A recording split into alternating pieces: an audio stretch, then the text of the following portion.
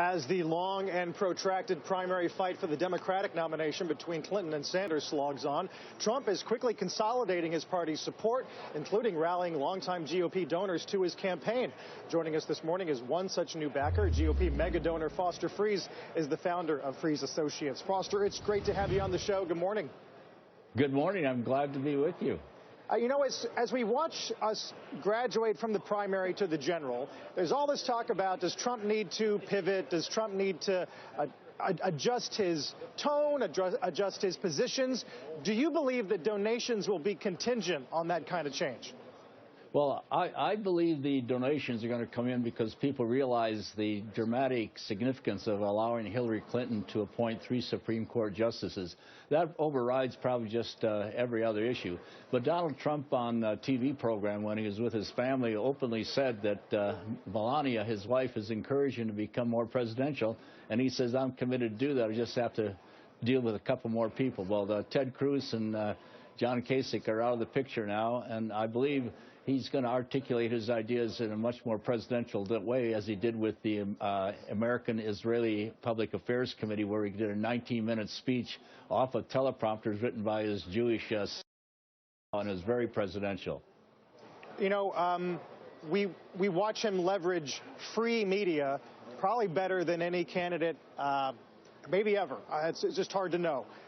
With that in mind, what would donations be used for? What would an ad strategy look like in your view? Well, what Donald Trump brings to the equation that I've never quite seen before, and something I've been very upset about, is the Republicans don't do a good job of marketing. We have a tendency to talk to the brain and the intellect, and the Democrats talk to the heart and emotions. And Donald Trump has already reflected his ability to excite people and to get the people that make our country work. The 70% who don't have college educations, the welders, the plumbers, the hospitality workers, the farmers. And he's playing off of Rick Santorum's playbook when Rick Santorum wrote the book Blue Collar Conservative. So you're absolutely right. He has the ability to excite people and generate news. Sometimes I think he purposely is controversial in his comments in order to generate that. And that's a new dynamic that I think we all ought to be excited about in terms of his ability to articulate these ideas more emotionally. You say excitement, Mr. Friess, but we just had the CEO of Marriott on our air who said that Donald Trump is using cheap politics. He's going after real fears that exist for people and not laying out very clear policies to that effect. What would you say to that?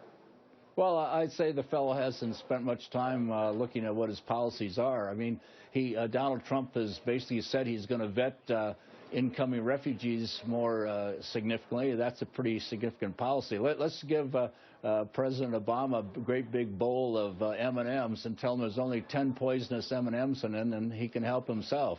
I think that's a very strong policy of vetting these people properly. Secondly, Donald Trump has said, let's leave minimum wage to the states rather than why should Idaho have a different cost structure, pay the same minimum wage as someone in San Francisco and Los Angeles.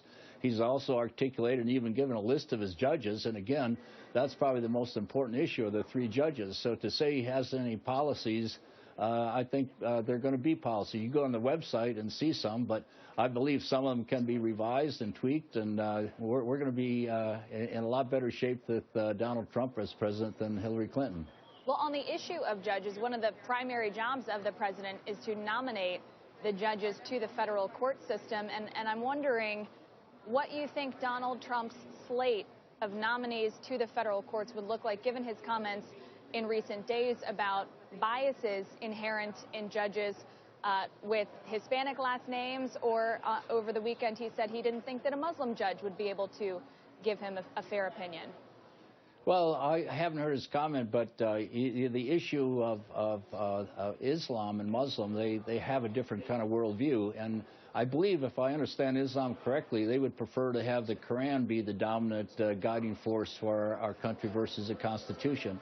So that does make it difficult. And I'm surprised that a lot of his statements, perhaps people hear something that he really doesn't have in his heart. I was very kind of troubled by the way everybody jumped on Donaldson, I believe it is, the head of the Veterans Administration, who said, well, Disney World has lines also.